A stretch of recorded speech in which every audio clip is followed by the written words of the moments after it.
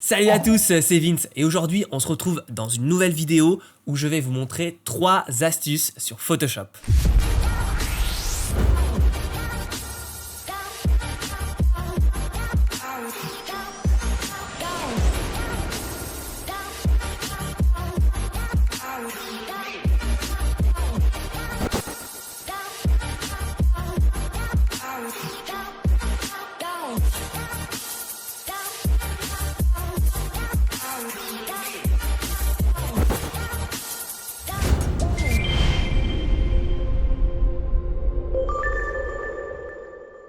Restez bien jusqu'à la fin car il y a une surprise qui vous attend. Alors commençons tout de suite. On ouvre Photoshop, voici une photo de mon amie Lucille et je vais vous montrer la première astuce. Dans ce cas ici, vous le voyez peut-être si vous voyez la vidéo en 1080p, mais on a le point qui n'est pas fait parfaitement sur les yeux. On a un petit décalage de point qui est plutôt réalisé sur les lèvres ici.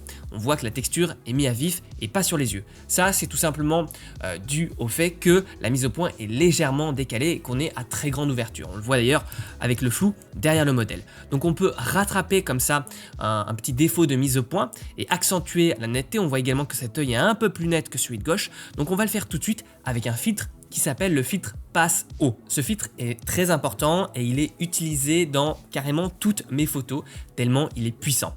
Donc pour ce faire, on va dupliquer le calque ici en faisant CTRL-J ou Command-J. On va aller ensuite dans filtre divers, passe haut. Ensuite, eh bien là on va régler le rayon. Donc pour ce faire en fait, eh bien il faut pas que on voit trop de liseré autour des formes comme ici. Vous voyez, là c'est vraiment à l'extrême. Hop, ici il faut pas trop qu'on voit de liseré, faut juste faire apparaître les formes et notamment ce qu'on veut rendre plus net, c'est-à-dire ici les yeux, également pourquoi pas les taches de rousseur si on le souhaite, donc on ne doit pas mettre un rayon trop important. Donc là ça sert à rien de copier-coller mes réglages, ça va dépendre de la définition de votre photo.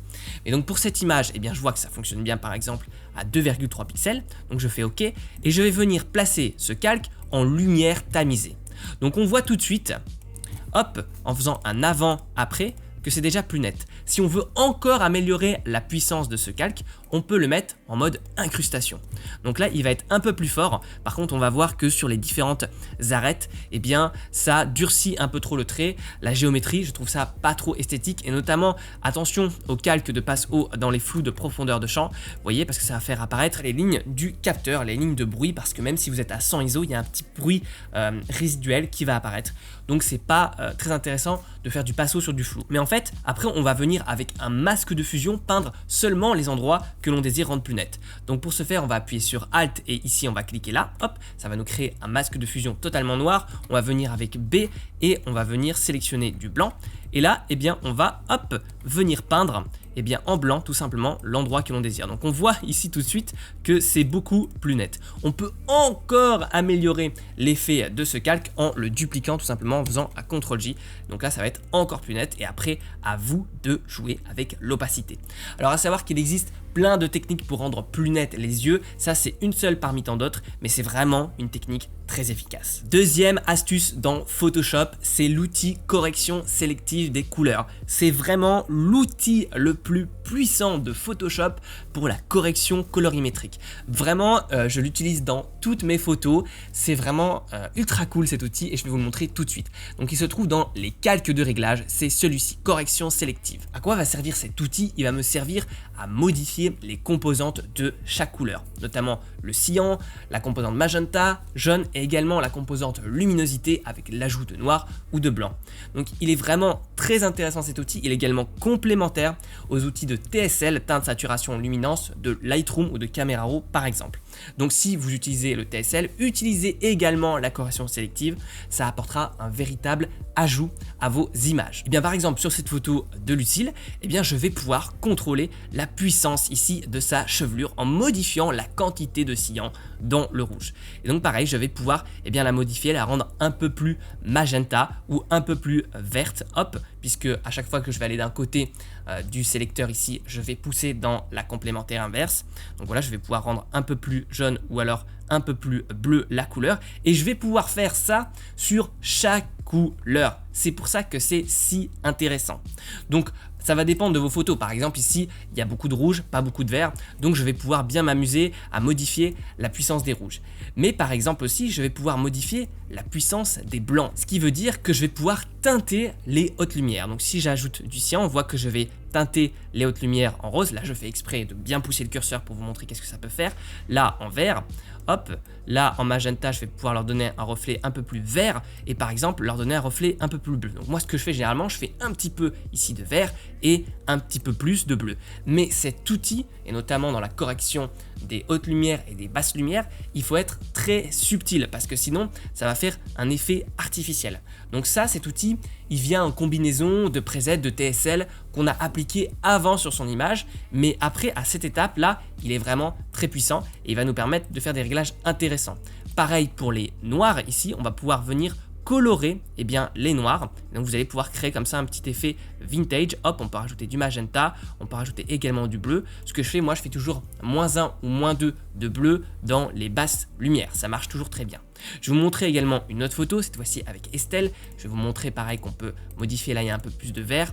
Pourquoi c'est intéressant? Hop, on va pouvoir changer la couleur dans le jaune. Hop, ici, vous voyez, on va pouvoir comme ça faire croire que la couleur était totalement différente.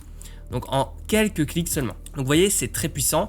Également dans cette photo, on voit ici qu'il manque de contraste. Cette photo, elle est brute de capteur, elle est sortie du boîtier, on n'a clairement rien retouché. Donc là, je vais pouvoir venir sur les noirs et également au niveau de la luminosité et pas de la couleur, modifier comme ça le contraste directement sans passer par un niveau, un calque de luminosité contraste, etc.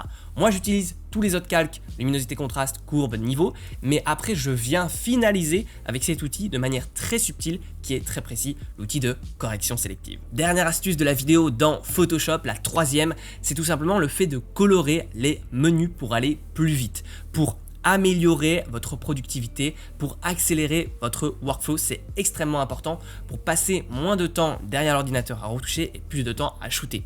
Alors, vous avez peut-être remarqué quand j'ai appuyé sur mon menu ici, filtre, il y a des menus qui sont colorés. C'est tout simplement ceux que j'utilise le plus souvent et ça me permet en fait de faire filtre, hop, et sans vraiment lire ce qu'il y a écrit, même si je connais par cœur le menu, d'aller un peu plus vite. Et après, dans chaque sous-menu, je peux également colorer des choses et avec différentes couleurs. Donc on va voir comment on fait ça, c'est extrêmement simple. On va dans édition, menu, et là en fait vous allez retrouver tous les menus qui apparaissent dans Photoshop. Et on voit par exemple que si je viens dans filtre ici, déjà je peux décider d'afficher ou non le menu en cliquant ici sur le petit œil et également je peux définir la couleur. Donc j'ai le choix entre toutes ces couleurs. Donc ça c'est extrêmement simple et ça va vous faire gagner beaucoup de temps et aussi ça va vous donner un certain confort d'utilisation parce que quand on utilise Photoshop tous les jours pour retoucher ses images, on a envie que tout soit optimisé au maximum et ça pour le coup, ça va être plus agréable. Allez, une dernière petite astuce, c'est bonus pour ceux qui sont restés jusque là et on peut également en fait colorer en plus des menus, on peut colorer chacun de ces calques quand on a tout simplement un projet avec plein de calques différents. Donc imaginons, voilà, on a plein de trucs, hop, des menus, des sous-menus, des calques partout, on les a pas renommés et tout. On peut modifier la couleur des groupes par exemple, si je veux ici que mon groupe soit jaune, c'est tout à fait possible, ou alors juste d'un calque de manière indépendante, ici je veux qu'il soit rouge par exemple. Donc ça permet de nous retrouver si on veut appeler un groupe